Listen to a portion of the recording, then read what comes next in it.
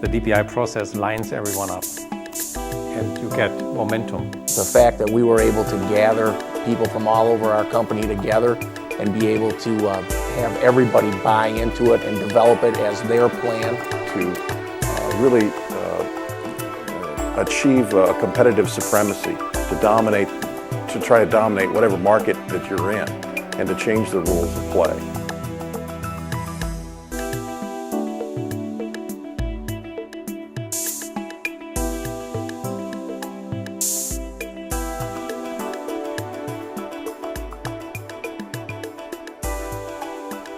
What I like about the DPI process is that they come in assuming that you know more about your business than a consultant does. Whereas a typical consultant will come in and spend 6 months or 9 months talking to your people, finding out about the business, and then sending that back to you through a book. With the DPI process, they assume you know your business.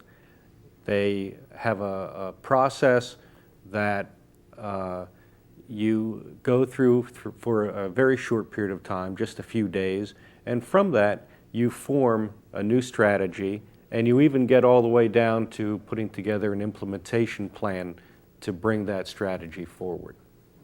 When I found Mike's book and saw it titled Strategy Pure and Simple, based upon my experience with strategy consultants in the past, I thought it was an oxymoron.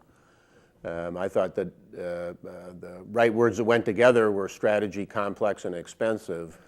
And Mike's concept that all the knowledge you needed about the business resided in the business somewhere. What you needed was a process to really extract that and look at it differently and then translate it into an actionable set of tools that converted to strategy seemed so logical and so simple, in Mike's words, that it clearly was worth a try. And I think it's a powerful concept. I think it's the right concept for every organization. And in fact, I've had the opportunity to bring Mike and his process to 3 different organizations now, 2 in a turnaround situation and 1 in a startup, and the results are spectacular.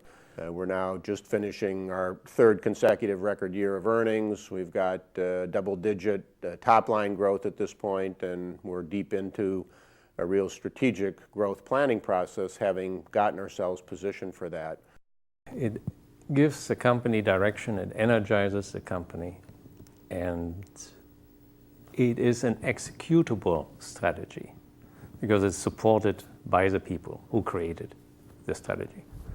And this is what I call value. To spend $2-3 million to get a famous name like McKinsey or Boston Consulting Group or Bain on a leather-bound document, for me, these are fig leaves for CEOs, but not workable strategies. And most of the time, they rest very peacefully on the bookshelves of the CEO. Somebody said today in our seminar, talked about a rocket start. And, this is in fact actually every organization. We introduced the process to. We took one organization from a sleepy 100 million to a dynamic 1.1 billion in 5 years. Another company, public company in the US, from 50 million to 250 million in 6 years, and the companies became alive. I had previously been with Johnson & Johnson, and at J&J, strategic planning was something that was done by others for you. We wound up bringing in McKinsey a variety of times.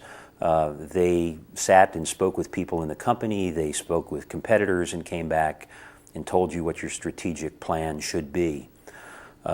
We got involved, I recall once, with using the BCG, the Boston Consulting Group strategy, and doing portfolio analysis and looking at strategic business segments, and a lot of things that really wound up being exercises in futility.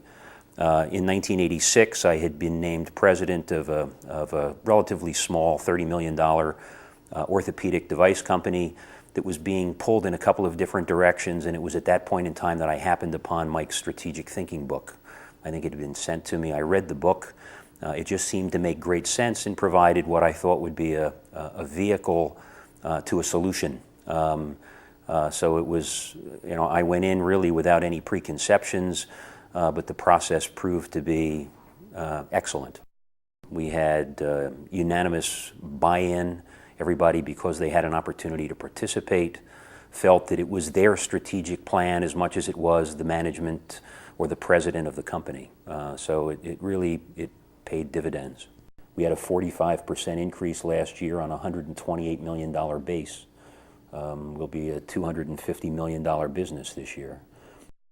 We had just come off of installing new enterprise software in our business, and I was done with consultants. And I told everybody in the company, if you even suggest that we're going to have any more consultants in here, you're going to make me very unhappy.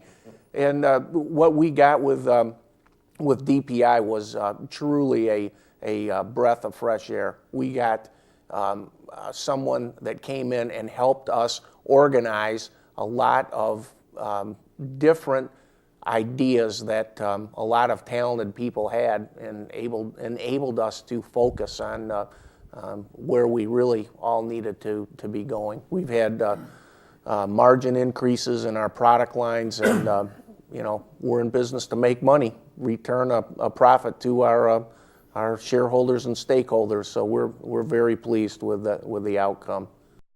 It's pretty simple. Businesses consist of doing three things very well. You've got to be operationally excellent.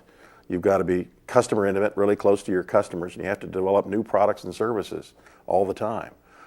And then, but to tie all that together, to tie those three keys together, you've got to have a strategy. And it's really important that everybody understands it. And it really allows you to think independently, much more so than perhaps, at least in my prior experience, working with other companies that had done some strategic thinking. The Porter process is an example where they put you in a box of one of four quadrants. Most consultants seem to like to put people in boxes. Mike doesn't put you in a box. He allows you to form your own outline as to where you think you should be. If you are going to build and to grow and to achieve earnings growth, you've got to be aggressive. You've got to look for ways to change the rules to your own advantage. So you can use the DPI process, and we have, to try to identify those courses of action. It's been very, very helpful. It's easy to get so focused on what's going on inside your company that you run a great risk that the sandbox is going to change, and all of a sudden you're going to wake up and the rules of engagement are different, and not only do you have the competitive threat, but you've missed the opportunity to be the one changing the rules in the sandbox. And the intense focus that Mike gives you is a combination of both inside, looking at your own strengths and your own capabilities, but then also in the context of what's going on in the marketplace. The other benefit has to do with the fact that you develop a filter, not what you should be chasing, but also what you should be staying away from. And that helps achieve the clarity and the single-minded focus of purpose that you're looking for. There are so many ideas that come past my desk every day as to things that we should do, and people recommend businesses we should get into.